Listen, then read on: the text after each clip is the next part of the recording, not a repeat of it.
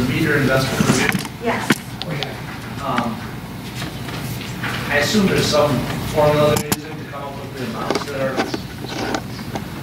there's like 3 different loans for federal home loan, or those terms, are the terms different for those? Yes, those are actually different instruments. Okay. I have the detail, and actually that's something I wanted to ask council. I did do a phone meeting with Mike, whatever day we had the ice storm. And he has a PowerPoint that he gave me that's like the quarterly report. Plus, I do have the breakdown of what these are in the bank statement I get from Huntington Bank.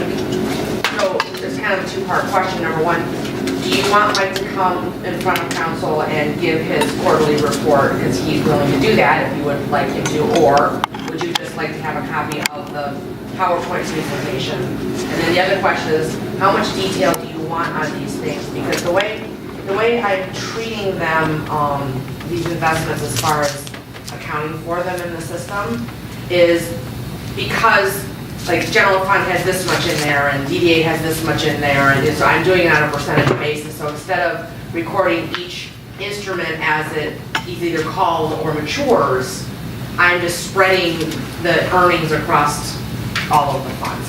But I can provide you, if you want, with the the bank statement that shows you the breakdown and the maturities and the interest rates of all of these. It's really depending on how much detail council wants. Myself, I don't know that I did all that. I was just all that on detail. I don't know, but I was interested in like how much is invested, like what's the longest term we have something invested? Off the top of my head, I believe we kept it at 2 and under right now. It might have to be a little more, 2 and more. Okay, 2 years and under? Mhm. Okay. The project fund, that one is invested out based on the draw timeline that was given to us. Okay. Where would he be coming from, or would he be? Lansing. Lansing? I wouldn't mind having him come here too. He said he's more than willing to, we just have to set up a time for tomorrow. I'd like to make it come one time, I don't even get a report. Yeah. All right, I'll arrange for him, hopefully maybe this next one or the one after, depending on when we get on here. And then I just wanted to mention something about the very long assessing stuff that's there. When I spoke to you at the last quarter and we kind of talked about me taking over the assessing, there were a whole lot of people in the assessing world that thought we were crazy. Sometimes I think we were crazy. We have done an incredible amount of work. We've basically done a year's worth of work in 3 months, pretty much. And we've done it because every single staff member you've got here has pulled together and done something to make it happen. They've either picked up one of my duties or more than one of my duties, and done it. They've gone door to door doing canvassing for personal property tax. They've gone through the mud with me and measured houses. Michelle has been instrumental in helping me find things, and she's been out in the mud with me. So this is definitely not a one-person effort at all. So I think it's very important to make that clear that this has definitely been a team effort. Brenda has been out, doing things, and Aaron's been taking over the counter while Brenda's out doing things. So it's definitely a team effort on this one. So I just wanted to kind of let you know that. When will you figure out if you're going to combine Heron Farms and Orchard River Hills? I think I might leave it alone this time and do it next year. I got enough sales for those two. So I'm probably gonna leave that alone this time around. I'm pretty comfortable with where we are right now on the ECF factor for that. Okay. Well, with your announcement of this team effort, would you say that after this year is over, we need to have an evaluation? You doing the job and everybody else? What kind of evaluation? Well, you evaluate, this is your first time at it? Oh, well, we're gonna have that evaluation. It's called the AMAR. Yeah. Yeah, the state's not going to do that for us. No, I mean, I think as we work through this and we start going into next year, with a little bit more time to format the procedures that we really want to use, we'll have a better understanding of really how people are gonna fit into this puzzle. I mean, we've been on kind of crisis management mode for the last 3 months. Right. We expect it would be. It's tough to, Pardon? it's tough to get up and It is. jump in that. No question about Yeah, it. it is. Keep saying, like, And maybe Pat- it's gonna be a lot better when when we have a whole year to do it instead of 3 months. Exactly. You know, And- it's gonna make a huge difference. Pat Zeminski has been very helpful. She's the mentor that has been working with us. She's been very helpful. Barry has been doing field work and he's been helpful. I don't expect to need to keep Barry on, once we get into next year because we'll be able to plan the field work better. We won't be doing 200 houses in 3 weeks, or in 3 months. I fully expect that Pat will be willing to stay on with us on a as-needed basis, as we still continue to move on and, learn and improve. And when I've lost it here, I've left it home, I think the factors for those that have a hardship case, were those modified? Yes, they were. Okay. Mhm. I didn't see from where to where that was. Yeah, it was kind of, my computer just yelled at me for some reason. When I pulled up last year's, here, I see this right here. When I pulled up last year's, it was that the 200%, but the highest, like the 7 and 8 member, or however the highest maximum was, didn't seem to be at 200% of poverty. So when I did it this year, I did it at 200% of poverty, all the way through the highest number of household members. And then I also increased the per person Yes. by poverty plus 200%. Okay, So that was a little different than last year. thank you. But we don't, usually when we have these come in front of us, it's, one So person. it's not big, and you still have the hardship for veterans, correct? That is correct, yeah. Mhm. And I already have one of them in, I'm hoping to get, there's one more out there, I'm hoping to get in before board review, so we don't have to take them to board review. Well, we still have to take them, but we don't have to send them out the notice. Gotcha. Thank you. Unfortunately, one of our disabled veterans did pass away, so his spouse is applying on her own.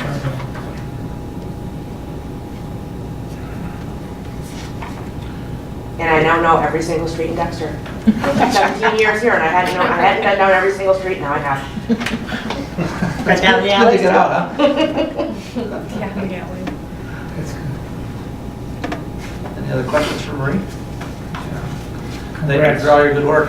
Yeah. Good report, appreciate it. Thanks, Brian. Next up this evening is our Public Services Superintendent. Dan, how are you? Good evening, council. Everybody enjoying winter? Yeah. It's here. We want it. It's here. I provided a 2-week report. On the front page of my report, down at the bottom, I wanted to give you an update on their sanitary survey, which is a little deceiving. It's by the DEQ. It's actually got to do with water, not anything to do with sanitary. The DEQ came in, there was 2 representatives to do a survey background check. So we went into my office first. We went over all the documents for lead and water, any of the tests we do, or we have been doing. It even goes back as far as 10 years with lead and copper. They also went around to all the facilities. They checked out our lab equipment. After about 4 hours and 10 minutes meeting with them, they were very happy on where the city of Dexter with the water treatment process is going. One of the things that we had given them was a reliability study about 1.5 years ago, I believe. A lot of the questions that they had, it was like a 6-page document that they had to go through the checklist of everything down at the water plant. A lot of that stuff was on that reliability study. So by the end of the meeting, we had, once again, gave him the information. He looked over and called us back later in the day and said that it looked really good after they got back. Yeah, we had So good hopefully we'll get feedback. some kind of response back on that. Yeah, that would be nice. Is there any questions on my report? We out of salt? No, nowhere near. Just started. And the colder they get, the harder it's going to make that salt work. So I think the guys are doing a pretty good job. But later in this week, it's going to be as cold as it's probably going to be all winter. So everybody's going to have to drive careful, and we'll do our best job to keep the streets as clean as we can. Doing good so far. Tell them thanks. Questions for Dan? Any special reports? The wastewater upgrades are going okay. The weather's obviously slowing them down outside quite a bit, actually. But they're still working on the inside. We got a painting guy coming in that's got to paint the tanks and sandblast them, get them prepped. We got Best Electrical down there right now. They've been working the past Friday and today, putting a plan together, working with our engineering firm to iron out the details on that. But as far as the outside stuff, starting late last week, it slowed down. I mean, with them colder temperatures and trying to get them big pieces of machinery started, it was tough. But most of the stuff is done outside. We've been very fortunate with the weather the way it's been. We got a lot of stuff, the concrete's all in for the headworks building. So it looks like we're on schedule. Great. Thank you. Thank you. Moving down the list, next up is our Community Development Manager. Michelle, how are you? I'm fine. How's council tonight? Good. Each time somebody else says something. Okay, so you have my report in front of you, and before I go into the updates, do you have any questions?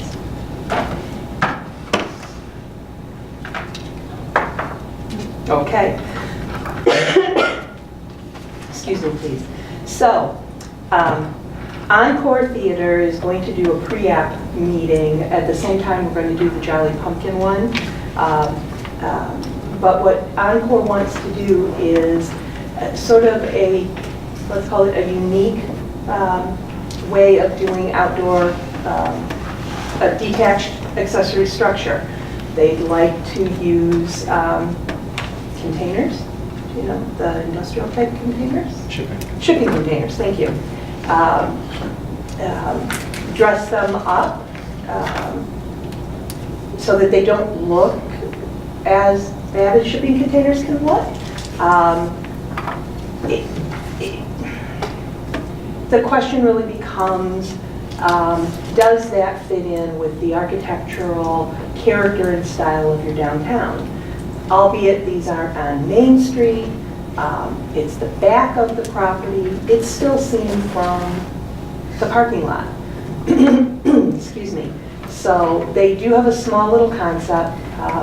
As you all know, they're running out of space there, but they don't currently, and I don't know that it's anywhere near on the horizon, the financial wherewithal to do a formal addition. And so we're taking step-by-step approach and coming up with some, they're coming up with some ideas to try and navigate this and see if there's something that could work for them. So the site plan committee will do the pre-app meeting and just help staff make a determination as to whether this is something that really can fit in. The shipping containers are being used in a lot of applications, everything from, you go into Detroit, that's being used as basically a food garden. Individual, you know how you've got a food court in this mall? Well, they've created a food court out of shipping containers in a neighborhood. Might work there. The question is, would shipping containers as detached accessory structures work here? As I said, that's going to piggyback at the same meeting that NUBCO is going to be looking for some feedback on a proposed outdoor seating area. Now, this one isn't chock full of shipping containers, but there is a component for that as well. I will say it's larger than I had first anticipated it would be, and currently it's not allowed in the R&D district.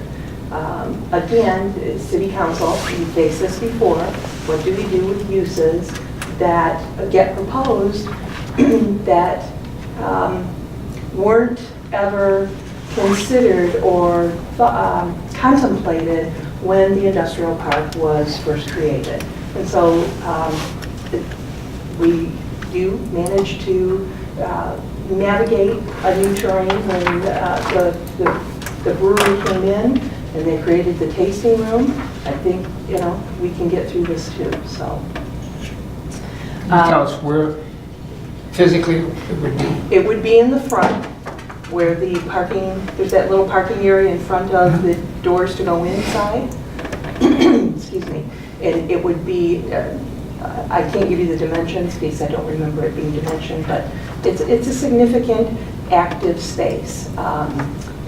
Games. Take up all the parking? In that first, in The that first area? section? Yes, Okay. yes. Well, it wouldn't be in the parking. The parking would exist. It would be in the grassy area South of it. South of it. south to the left as you face the doors. Okay. Road kind of curves around it. It's right there. So I think that drawing made it look like the parking, the existing parking would be maintained. Okay, I didn't look at it that way, but I only did it very, very quickly. I don't I'll do a remember. deep dive on it before we have the meeting, but, I could be wrong. and so. It was just a sketch. So. It is. But like I said, they're programming it for a very active space. If you've been to any of the other craft beer companies, whether it's Dark Horse in Marshall, whether it's Founders in Grand Rapids, Founders in Detroit, any number of them have their outdoor spaces with their tap rooms or their breweries or their combination.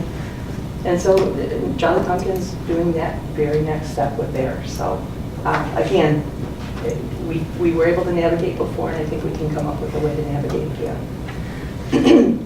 And talking about alcoholic beverage manufacturers, it looks like you may be getting another one at 8080 Grand, a very small one. Don Darnell has signed a lease with Erratic Ales, is the name of the microbrewery. What is it? Erratic Ale. Erratic. I have no idea what it tastes like, but Don says that it's pretty good. It's a small space. They've completed their IPP at their industrial pretreatment and their PFAS questionnaires. Those have been sent to DPW. We're going to set up a meeting. So far, I'm not sure if DPW has any questions or not yet, but I am working those through, or will work through those with Dan and his staff. And then we can sit down with the applicant. The applicant is still Ron Jeffries? No, No. no. A gentleman named Brian Schroeder. Let's see. I think that's, oh, no, I know what the other one. Okay.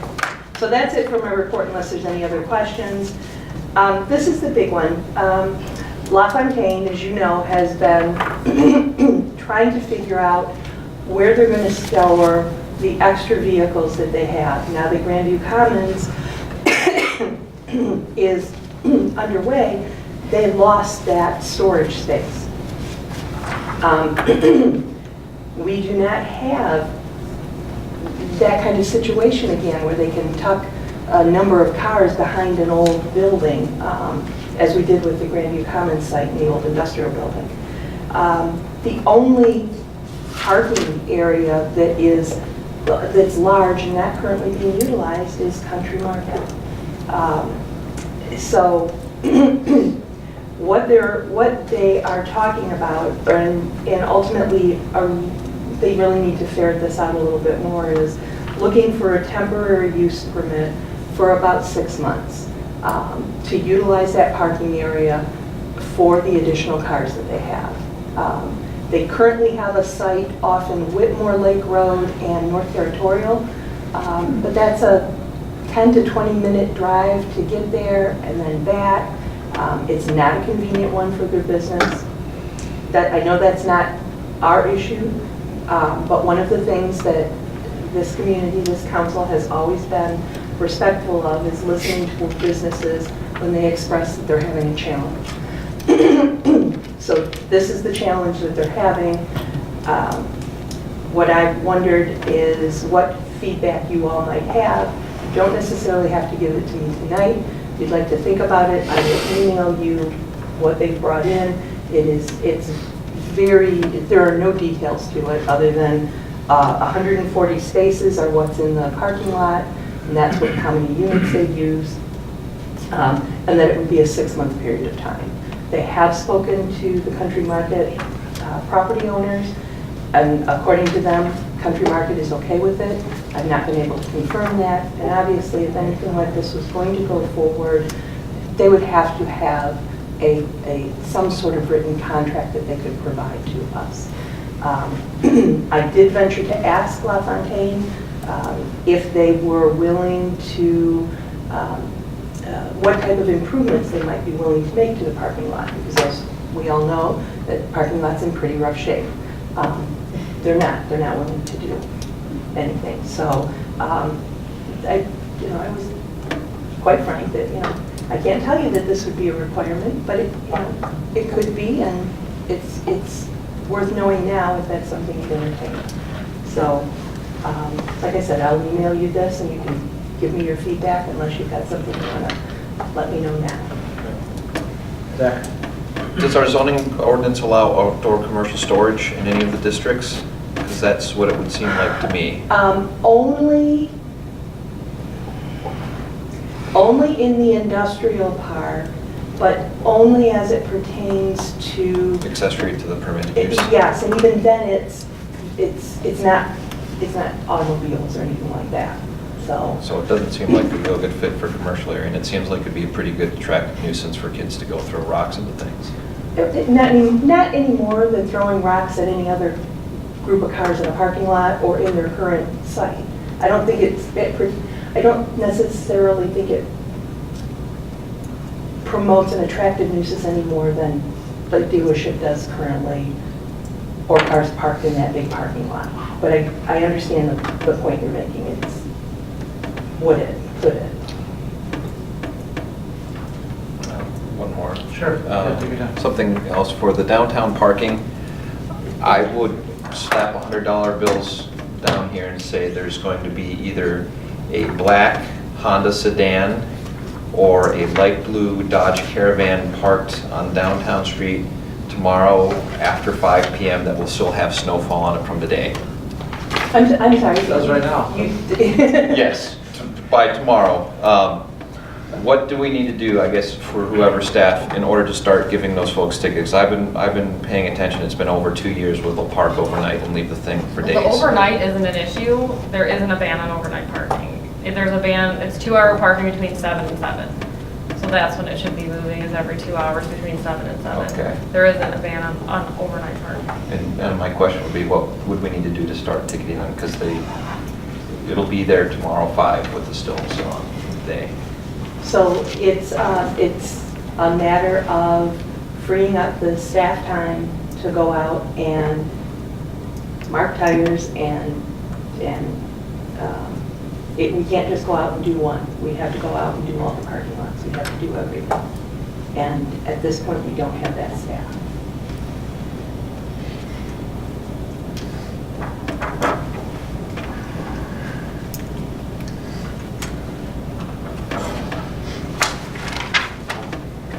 Other questions? Scott? Michelle, why is the LaFontaine's need 6 months?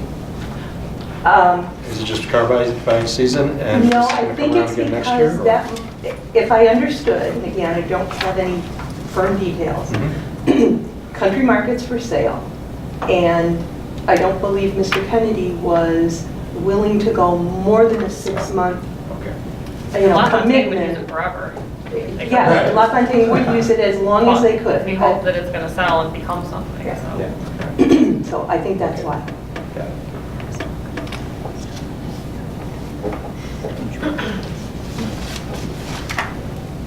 Any other questions, comments? I don't at this time. Anybody else? Thank you very much. Thank you. I don't think we have any reports under I-5. Going into the subcommittee, so we'll go down to the manager report. I don't really think I have anything beyond what's in here. I did add, the DPW, I had the no parking signs at the entrance to Eastridge, and the other spot that DPW had mentioned is the dead end of Inverness. It gets narrow down there where they have to turn around, so when I sent the letters to the Westridge homeowner in that area, I was also gonna do that to the dead end of Inverness, just to kind of do this at the same time, and then bring those back for TCOs at a future meeting. Other than that, I don't think there's anything pressing, so I'm trying to get something about it.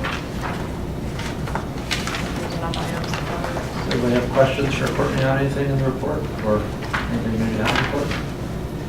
Scott? On the new TMDL for Mill Creek, Mhm. the state's going to do, did they give you a timeline for that? It was part of the agreement that it was 6 months. So that was part of the judgment. And when did that clock I start? want to say it started in October, November, so This is well on the way. we're going to have some on TV. And they're going to do it right. Yeah, right, we hope. Well, they were enlisting the help of the Watershed Council for data and stuff, which the Watershed Council mentioned at our last meeting, so that was good. They were working together on that. Originally, the judge only gave them like 30 days, and that was not possible, so I believe they extended it to 6 months.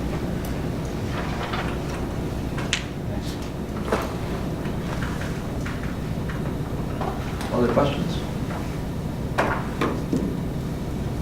I just have one quick question. How long do you think the fire code review is going to continue? Well, we actually made some progress last meeting.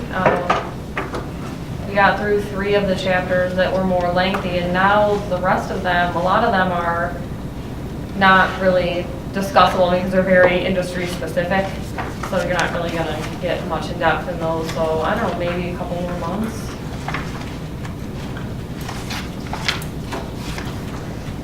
And do you think the townships are going to do it? I know Dexter Township's not. Webster, Things I don't mean, burn there. 3 of their board members, yeah, they're not even allowed to participate anymore. The person participates as a person, as just a resident, because he's interested. There are 3 members of the Webster Township Board that participate, but I don't necessarily know if that means they're going to. So by Vote summertime, on by it. summertime, we should be, Where we could do ours tomorrow, right? I'm just participating to try to help it along. yeah, no problem. And I think we'll have to make some less changes because some of the things that were incorporated in the O2 version, they've incorporated in the fire code, so we don't necessarily have to make all the same changes we made. And the chief was supportive of some of the ones that we had made and liked them, and we can keep them, so. I mean, we're about done with the section that matters to us. Thank you. Okay, last questions for Courtney?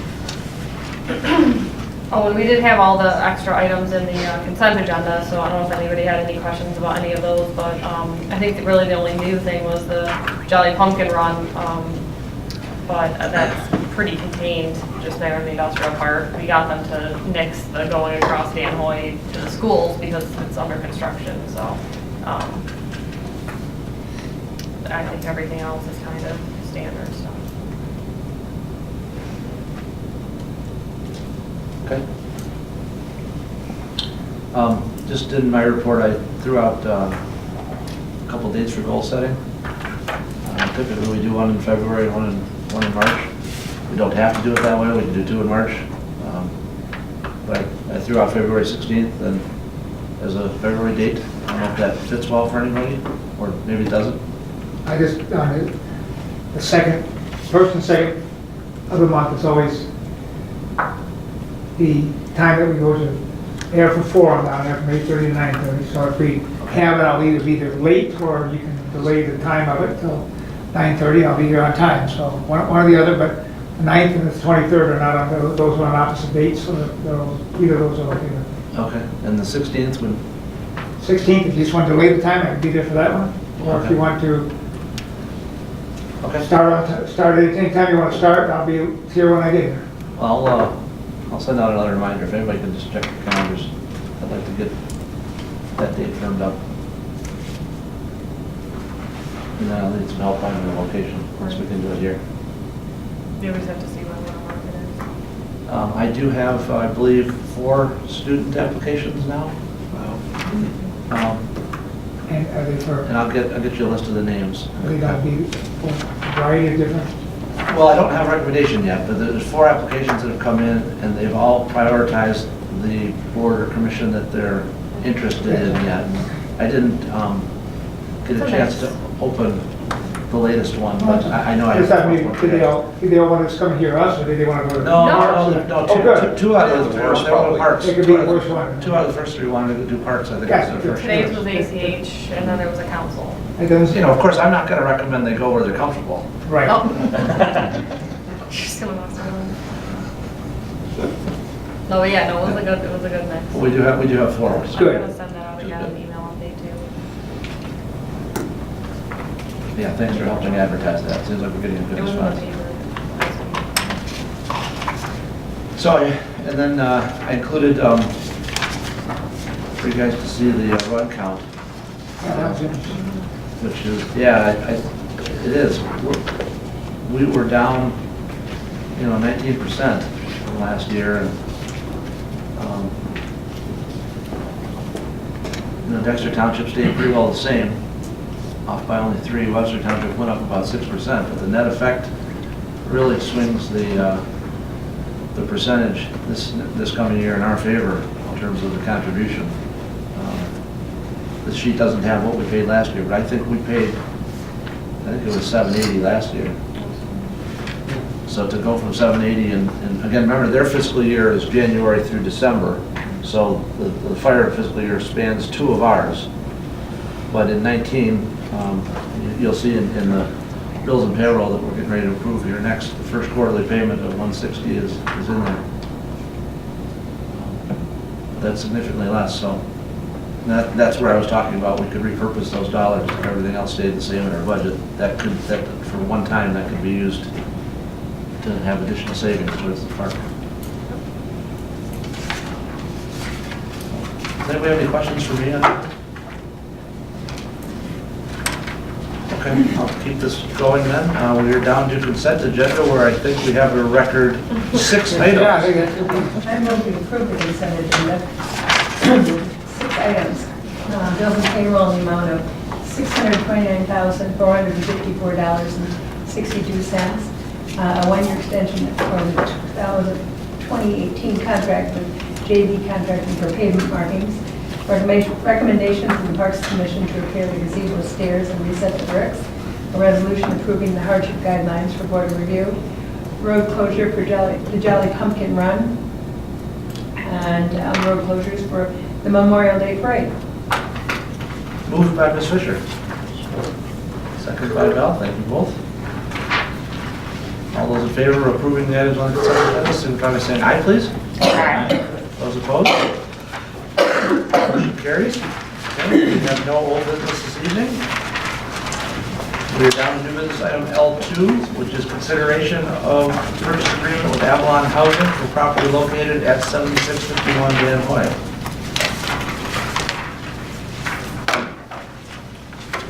And we have the most current copy is in front of us, was passed out. Do we have that?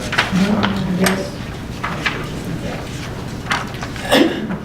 That also has the parcel split attachment. The lot split attachment, just so you're aware of it.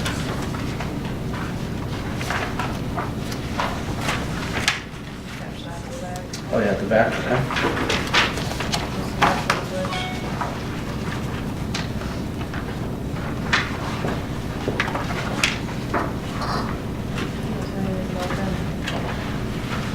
Yeah, does somebody want to make a motion? I'll do that.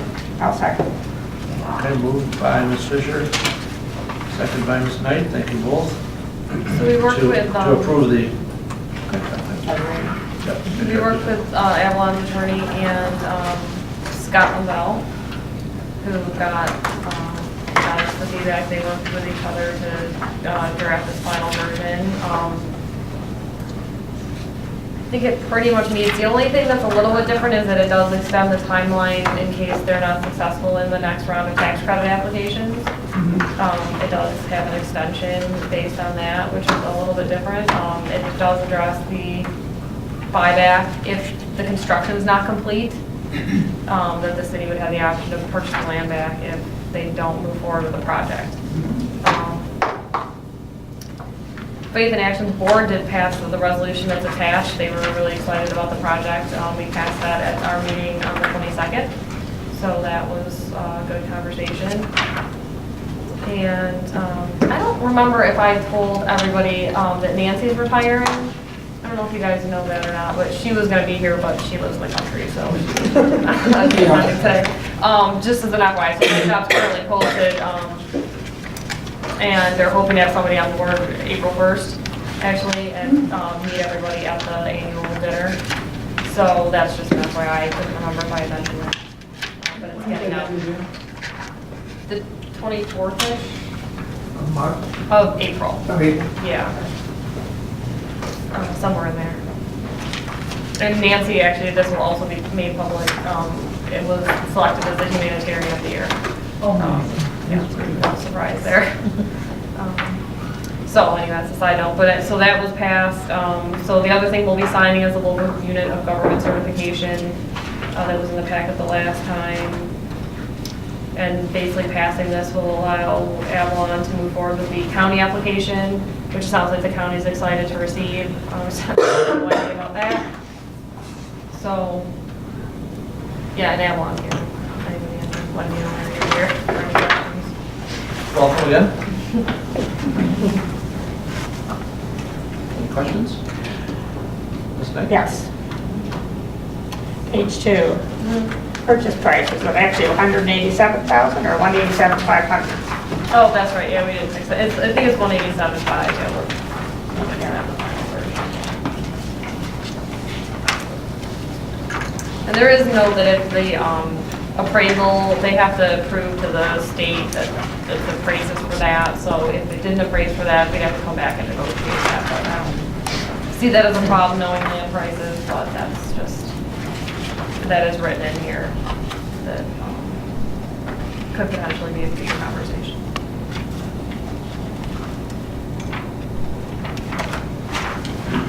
Good catch, Ms. Knight. Other questions by council? Okay, seeing none. Ms. Jones, if you would, we have a motion by Fisher, second by Knight to approve the agreement and purchase of sale. Michelle's, Yes. Knight, Yes. Smith, Yes. Bell, Yes. Fisher, yes. Cousins, yes, Keel. Yes. Thank you. Good luck at the next step. Okay, we're down to new business item L3, consideration of Mill Creek Park Phase 2 project scope.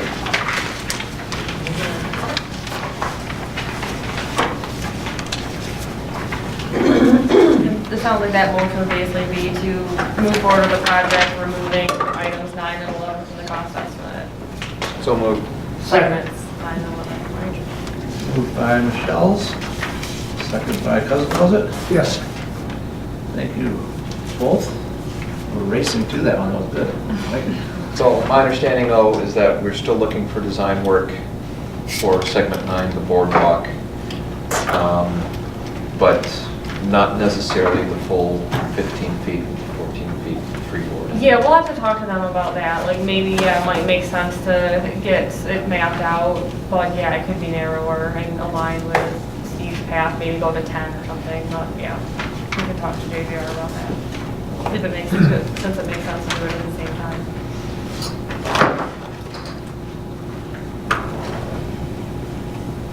I think the work session helped, so that's a good idea, Courtney. Yeah, I appreciate that, just because it's a big deal. I mean, it's a lot of money and important to the community. Cousins? I think it's exciting, I just, assuming that with all that discussion we had, that we're not there. Right. That we'll still continue on, talk about the Iron Bell and South Township and working through the school project and all the above. And keep that on the back burner, but hot and ready to go when we can. Yeah, it sounds like February, March-ish, we'll be hearing from the wetland or the floodplain delineation too, right? We'll probably come back and ask how council wants to proceed, whether council wants to hold a public input session and discuss the preferred alignment of the Iron Belt Trail.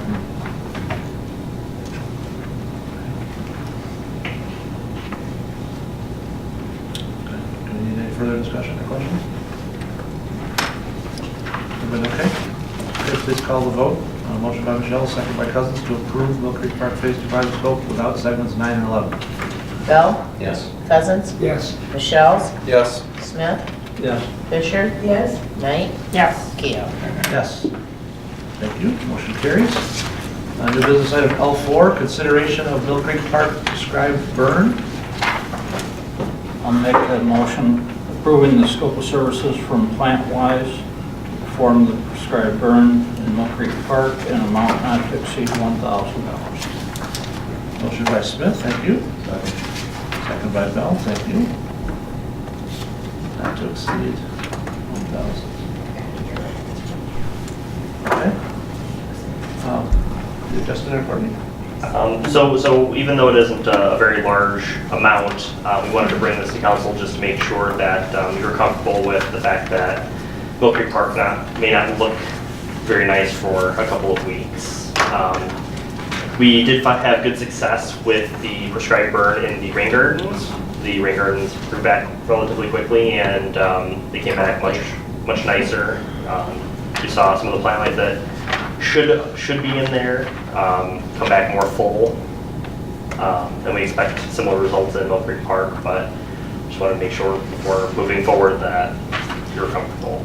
And it won't impact the landscape-bed areas, it's only the natural areas, so like the slope of the park and, you know, along the water there and some of the more, in the natural areas, the unweeded beds, you know, the unmulched beds, anything, you know, the area GB doesn't weed.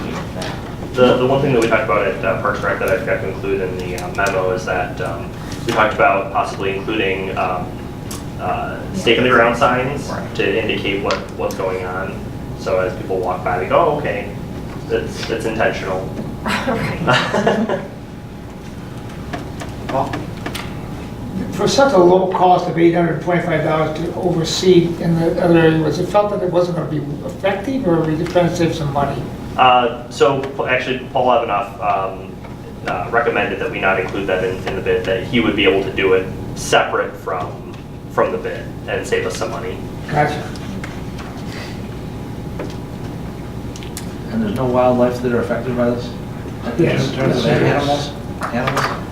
There's a few voles and mice probably will be disturbed. Well, I was gonna ask That's about life. that, the goose that nests there. Yeah, well, they won't be able to be walking like into the water, I mean, 'cause a lot of that is underwater, so they can't, you know, there's gonna be, they have to be accessible areas for them to walk, because they literally walk with like a Ghostbusters pack and spray in front of them, you know, so they have to be able to walk to get it.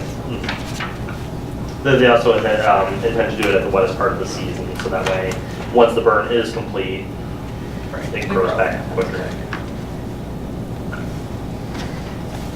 Zach, did you get your question for Yeah, I just imagine the ducks dive bombing and flying. That would be the best case scenario, right, but. Okay. I think we're on board. I think as long as we advertise it and explain to the community what we're doing, they will appreciate a healthier environment. Ms. Jones, please call the vote. Fisher? Yes. Michelle's? Yes. Knight? Yes. Cousins? Yes. Smith? Yes. Bell? Yes. Keo? Yes, thank you. Motion carries. New business item L5, consideration of purchase of asset management software from Lucidity. Lucidity? Make a motion to approve the recommended implementation of the city's software, and the email shown in the memo. Give the emails. As long as she'll get the, she'll get it into the motion. Scott, thank you. Let's think about that. Second. Second, okay. Second by Michelle, thank you. Oh, that's weird. My memo's not in here. Oh, all right, I guess I can tell you what it said. I must have not saved it in the right place. In 118, it said not to exceed $72,940 for the first year. Yeah. Annual cost of $4,200 starting the second year. And then upgrading the servers not to exceed $7,600. And what I said in the memo that I didn't realize I had in here is that the SAW grant will cover the cost of the water and, or sorry, the wastewater and the storm portion. And then the remainder that's DPW and water, we had budgeted for, and so we shouldn't need a budget number for that. So the only thing that does require a budget amendment in here is the server purchase, which I've included in the budget amendments for this meeting. And as Mike mentioned in his memo, that server upgrade would have been necessary next fiscal year anyway, because the server's from like 2012, 2013.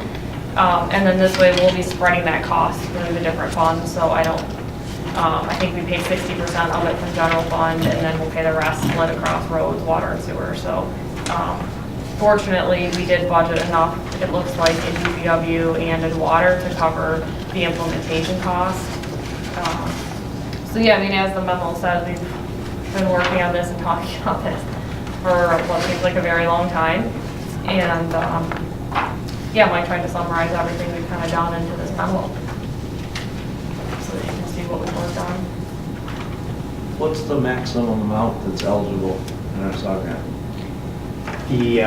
The Lucy total Is is pretty near the maximum. The 58,940 is the maximum. And their quote was higher, and we got it down to this by telling them that that was the cost that we had.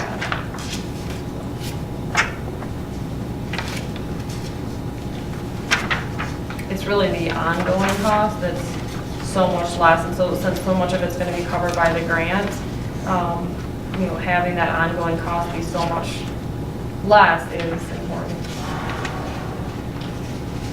to us, because we'll be splitting that across multiple funds, so it'll be hardly noticeable. And they have a mobile, they go on Tablet? tablet and stuff? Yeah, but we'll be hosting it in-house, so then we can have unlimited users like BSNA. So that was another very long debate, and complicated was the whole how many users and whether do we host it in-house or have it hosted off-site in the cloud. And we determined that we'll be able to just host it in-house, then we don't have to worry about how many users we have. We can have as many as we need, and then all it took was upgrading the server, which, like I said, was going to be necessary anyway.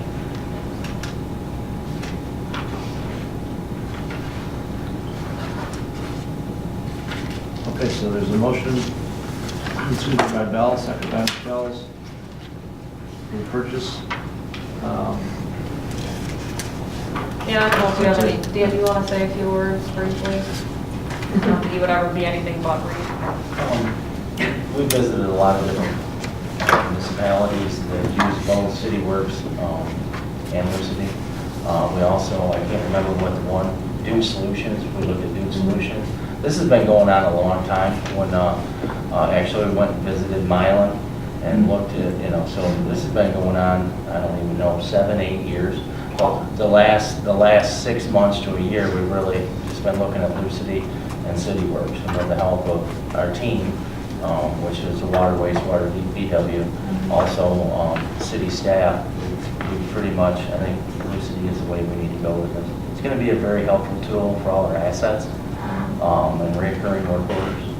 And with the tablets and the SAW grant to pay for it, it's a big step. It's going to take a while for everybody to get used to it, but after it's up and running, I think it's going to be an asset for a long time.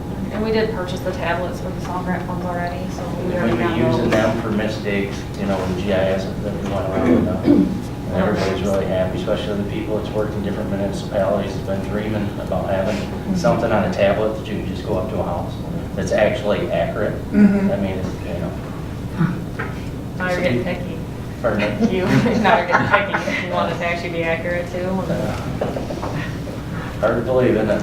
But Tim and Eric and Kurt, I mean, I put a lot of time into looking at these things, and Well, when we go to these different places, we're just not talking to the staff. I mean, they actually have operators in there, lead operators, foremans, you know, just regular guys that's got to use this every day. You know, so when we went to these meetings, we met with everybody that had anything to do with these two different programs. and the other benefit is that OHM has a staff member that basically has built these databases from scratch, and so that will be our main point of contact as far as, so that we don't always have to go to Lucity and pay Lucity rates. Larry at OHM will be helpful to be able to implement some things at a lower rate.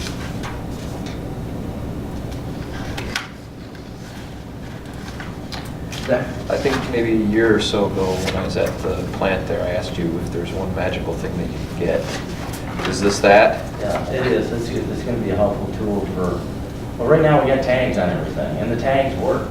I mean, I go around and I look at all the maintenance we're doing, but this is going to give us the assets on a computer and on a tablet. We can do reoccurring work orders. It's going to give a destination or a spot where it's at in all the different facilities that we have.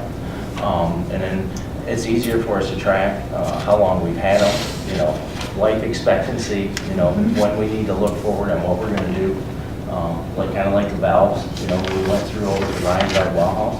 I mean, I knew they were 19 years old, but I never thought about it. We went through and did the reconfiguration, and that should have been part of the bid. So it'll be a very helpful tool as we go forward.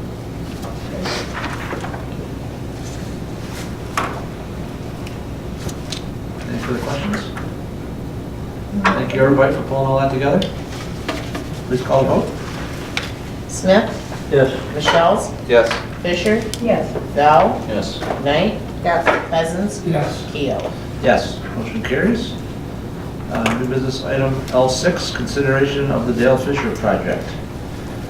I'll make the motion that we participate in for the amount of not to exceed $6,500. And I'll also do my very best, my first meeting with the chamber to try to convince them to kick it in and see if I other people.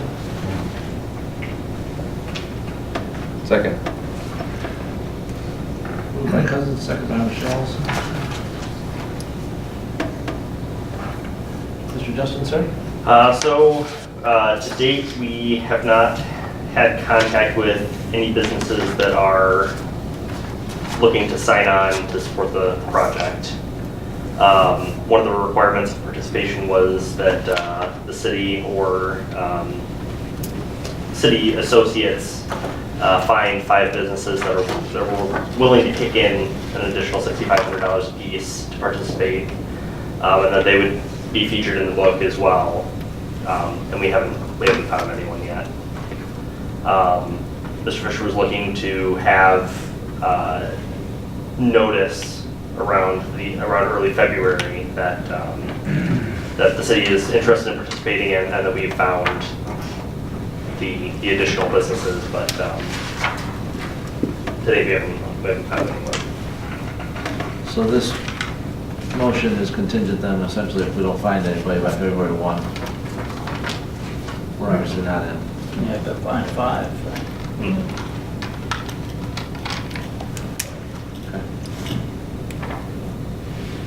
And I know that the chamber did some reaching out, at least through their newsletter, if not making calls, but yeah.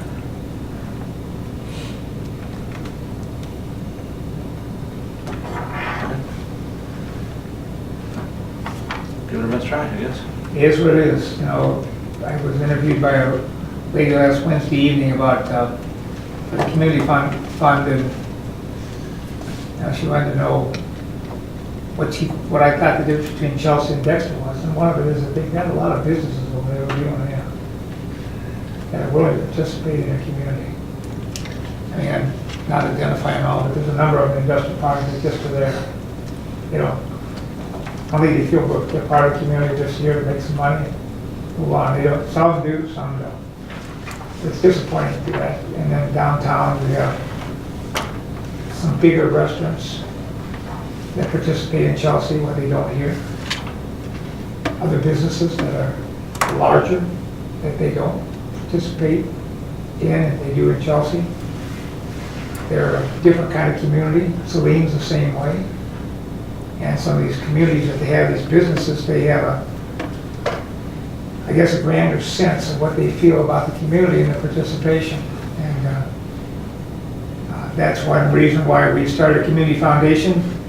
You know, Chelsea's had one for 23 years now. They've got $2 million in assets, and we started out now. Ours worked out for 3 years, and we got about $400,000. It's just the way it is here. We have a lot of people that are individuals that are wealthy and could contribute, but they don't do it in big hunks. And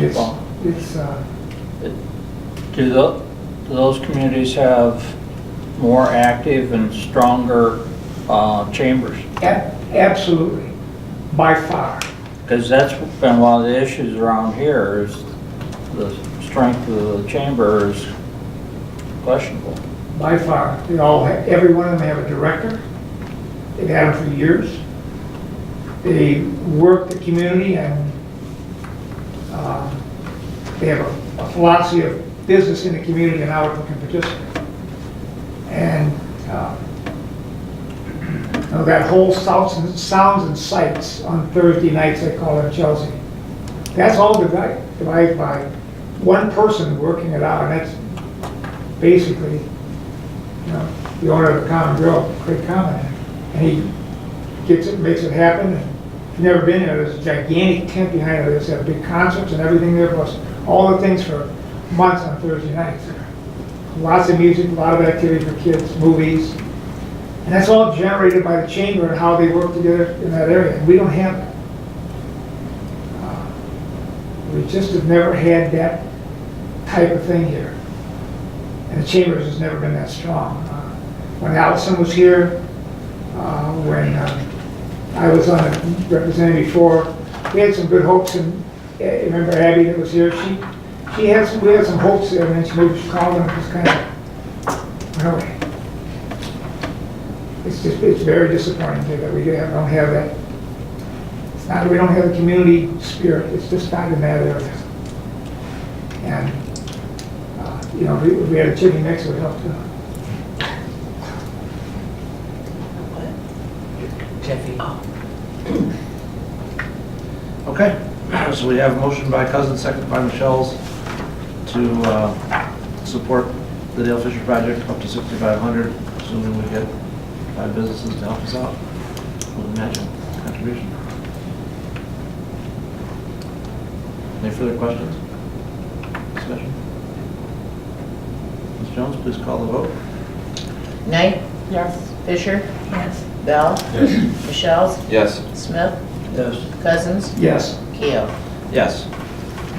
New business item L7, discussion of, bless you, discussion of Material Recovery Authority Articles of Incorporation.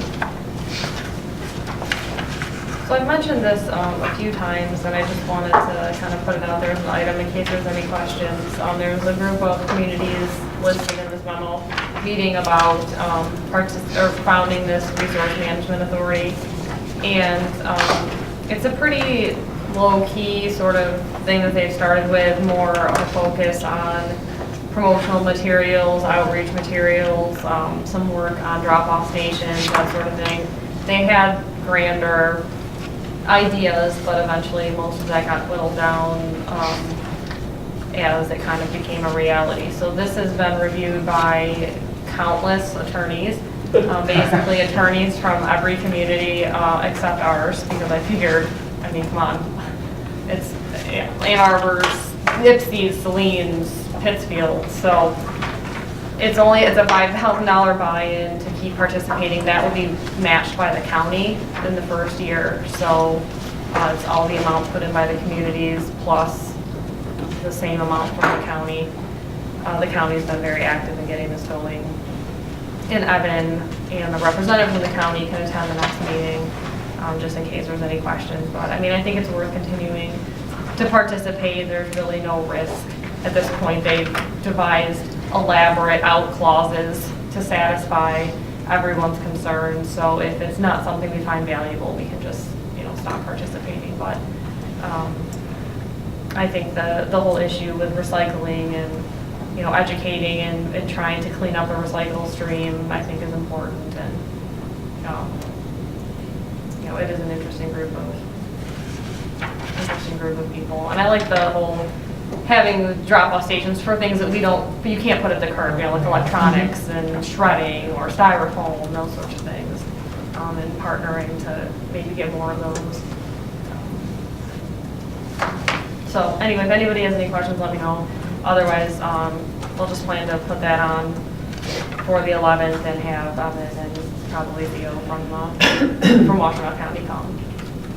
Zach? I'll play the part of the cynic here so you can pass this along to the folks before they come here. As I read it, we get the same vote at City of Ann Arbor, but I suspect there's going to be a lot more mailings going to the larger populated. We're probably the smallest or Ann Arbor Township. So I guess one of my concern you could bring up to him is it would feel like we're helping subsidize those folks. So a lot of that would be like, they would develop it, and then we would pay to mail it, and Ann Arbor would pay to mail it, and Ann Arbor, you know, we'd all distribute it separate, and you put the money in for it to be developed, and then it would go out. So, you know, there are a lot of smaller communities and larger communities, but I think because their mission is very mundane at this point, like if they were gonna be able to build a MRF, you know, yeah, then you would want your voting to be a little bit different in your structures, but they wanted to kind of get their foot in the door with something. And that's why everyone thought, okay, we'll all throw in the $5,000 and do some of the early research stuff before actually, you know, spending significant money that would be more unfair. And since our material stream is getting thrown in with the rest of waste management, what's the benefit for us to have a cleaner stream? You don't need to answer it now, but things that I'm... So their thought is, and one of the reasons like Waste Management in our contract renewal said that we would just pay per ton so that we control it, would be, the long-term goal would be we all work together and do so much education and have such a clean recycle stream that it becomes marketable. Where we say, hey, look at how great our recycle stream is. It then has a value to somebody that maybe would haul it separate, or we would take it to a certain facility. So that's like long-term goal of cleaning it up so that it's, and Justin was actually we were talking to Advanced today, and they were saying that they're actually able to provide like a report, and so when the truck picks up the recycle, they take it to the MRF in Ann Arbor, and if it's more than 30% polluted, it goes right to the landfill, and you actually get a report that says, hey, we didn't even bother processing this. We just took it right to the landfill. So it's kind of like that, and trying to figure out how we can make it an actual valuable, marketable product and commodity instead of right now where it's costing us money, you know?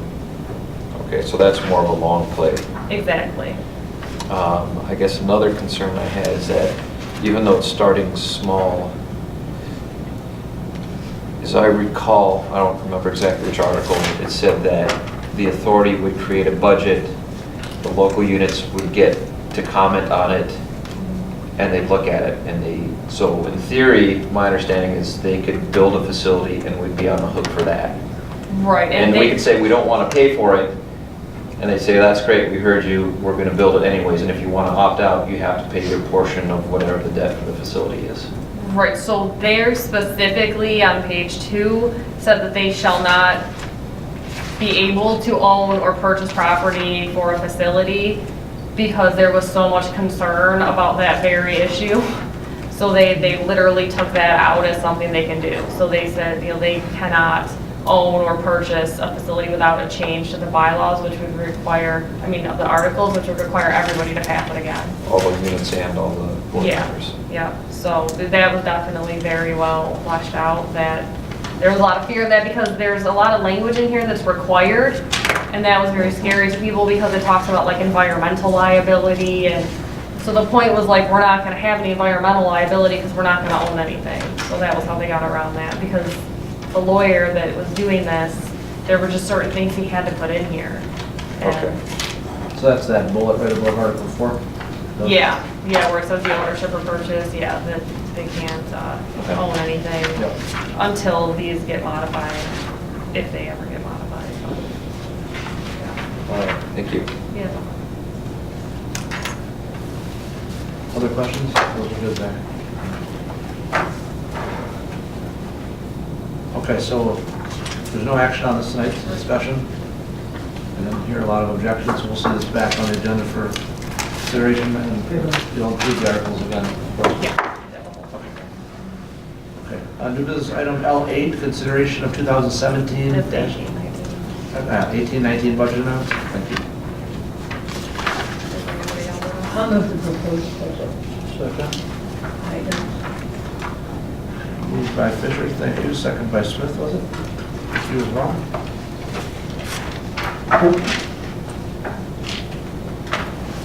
Anything to add? No, not seeing here. No, and that does include the purchase orders, server in general. 60% of What's that? it.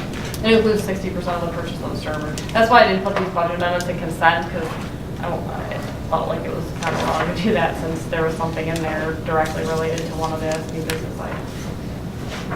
Where am I looking at? Where are you showing me that? Server upgrade. Okay.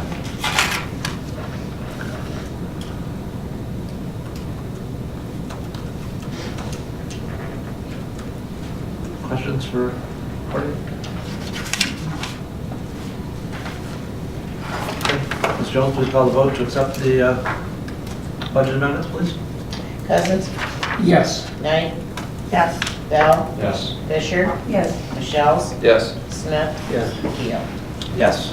Motion carries. New business item L9, discussion of council rules.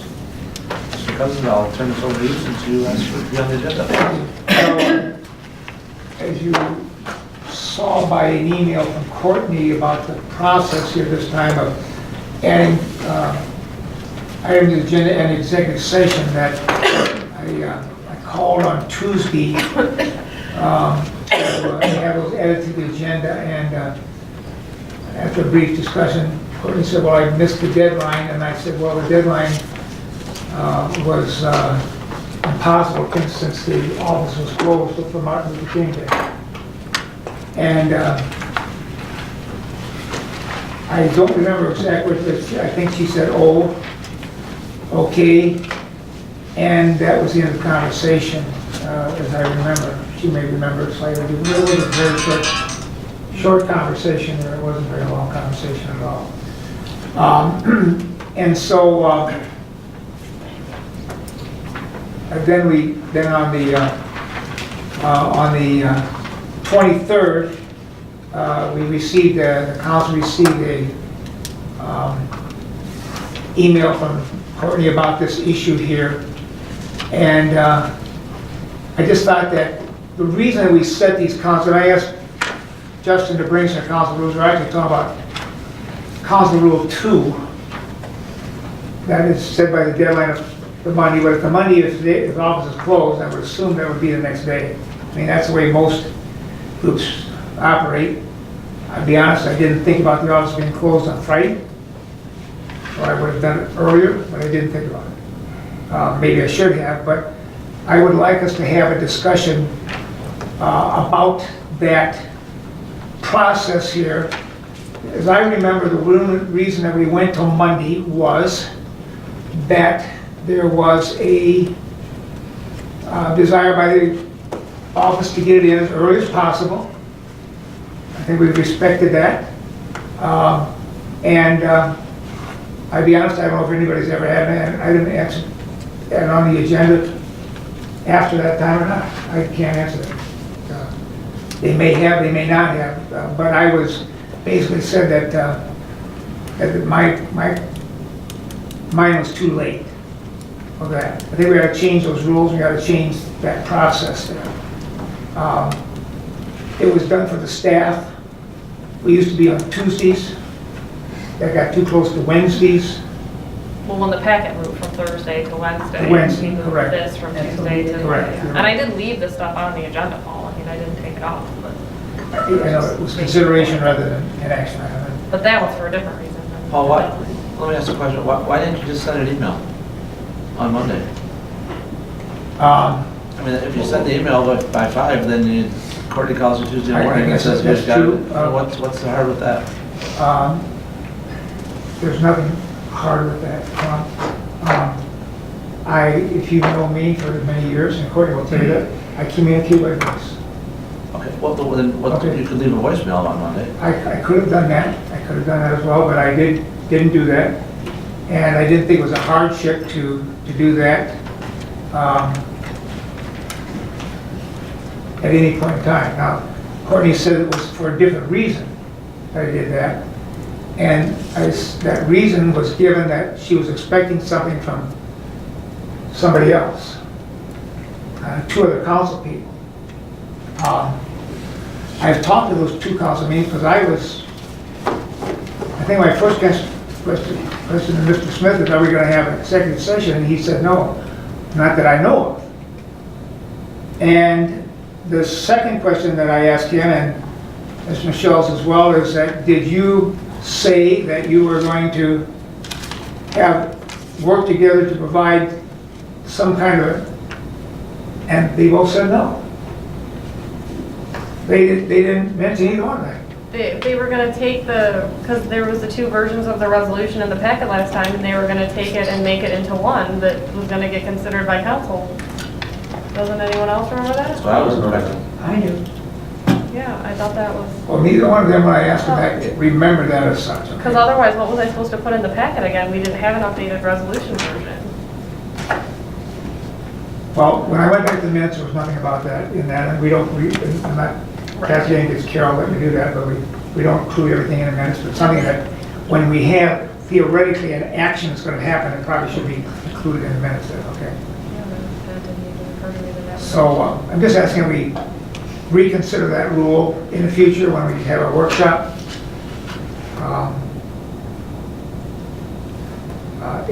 If I'm tied to two other people, that's not legitimate either. That's like a potato sack race or something. Yeah. But I mean, what would have been the action item though? Like, what would council have voted on if I had left it as a consideration? Jim's original resolution? That's what I asked you to do. I mean, Zach's original resolution? I have asked for items on the agenda. You want to pull it around here? I've asked for items on the agenda on December the 10th. And it was listed as this. Number 2, consideration of resolution to purchase property for construction of a new modern fire station. Okay? That was placed on the agenda. Okay? On January 14th, I again asked to have it put in, and there's also item number 2, resolution to purchase property for consideration of a new modern fire station. And when I talked to you, I said it will be very easy, just repeat that. You have to change the dates. I don't know how you do that. I'm sure you just a little bit of cut and paste, but whatever it is, that's what I asked, and that's what I was denied. Right, and that was because I was under the impression that I was gonna get an updated version of that resolution, and I just figured it wasn't ready. And so my other question to you is that if you felt it was not there, did you call either me and say, Paul, this is the reason I'm not going to do this in this fashion? Or did you call the other gentleman and said, where's your work? Well, no, because I try not to be a nag about stuff that's not really mine. I mean, it was either they were gonna provide it or not, and technically, they should have already had given it to me by Monday at 5, and I didn't have it in my email when I got there, so I figured it just wasn't ready. Well, and if we're gonna be technical, Okay. since you're opening that door, I wasn't notified on the 10th or the 14th, and the rule says that the person shall notify the mayor and the city manager. So you might, so you. I understand, and I didn't, be quite honest, John, I didn't get that till I reread my, It's okay, Right. it's okay, I'm just saying, but if we're gonna be technical, then I got it. neither one of them should have been on there if we're gonna play by the technicality of the thing. I don't I have didn't any. realize that, I just thought it was the city manager, because that was the issue Well, of having it in before the Well, time when we I switched. don't have any problem, the next time we do this, coming up with something if there's a holiday, about making an extension on the days that the office is closed. Well, But I do- looked I at do the think- holidays and I didn't see anything that was there other than, that we normally wouldn't be closed, other than Martin Luther King Day, to be quite honest, okay? Well, Memorial Day would fit in there too. Yeah, but we don't, No, it's the same thing. we don't have, No, because they're not well, closed the Monday well. before the packet break. Right, I think right. President's Day might be one too. Well, there might be days where there's weather or emergency or something that powers out. But I'm asking that we just discuss it in our. I think it could be discussed, but I also think that in the modern world, if you would have just left a voicemail or sent an email, we wouldn't even be having the conversation. That's correct. You could do it by the deadline the same way.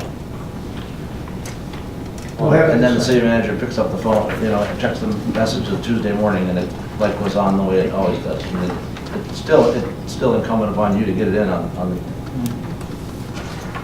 I think for staff, although we could still technically get stuff in at 4:59 on Monday, that's tough for them to have to turn that thing around that quickly.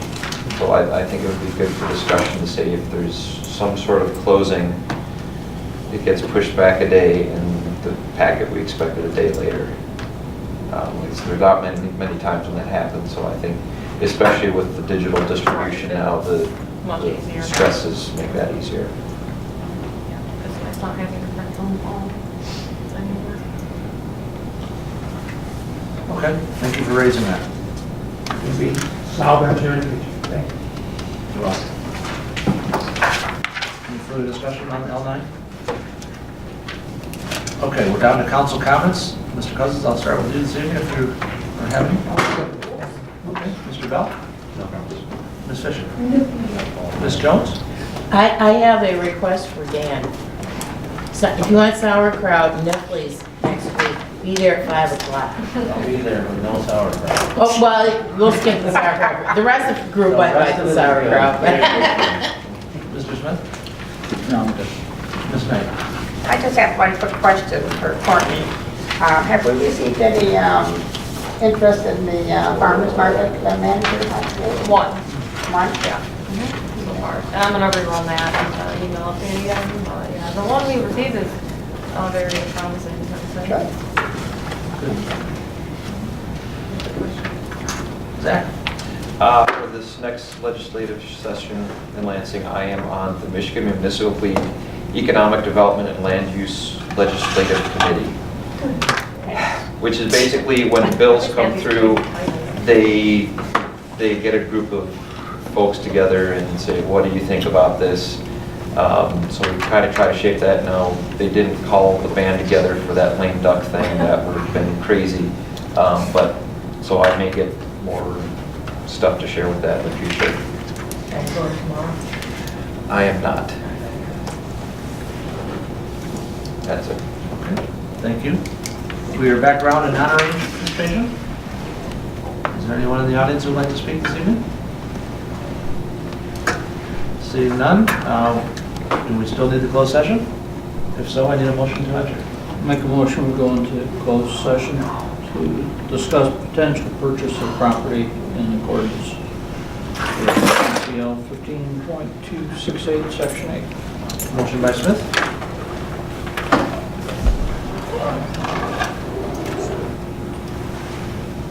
Okay. And, all right. So, motion fails. Second by Knight, thank you. Ms. Jones, if you would call the vote to go in. Knight, Yes. Fisher, Yes. Smith, Yes. Cousins, Yes? Bell, Yes. Michelle's, No. Keo. No. Okay. We are now in closed session, so if we could clear the room, please. Thanks very much. For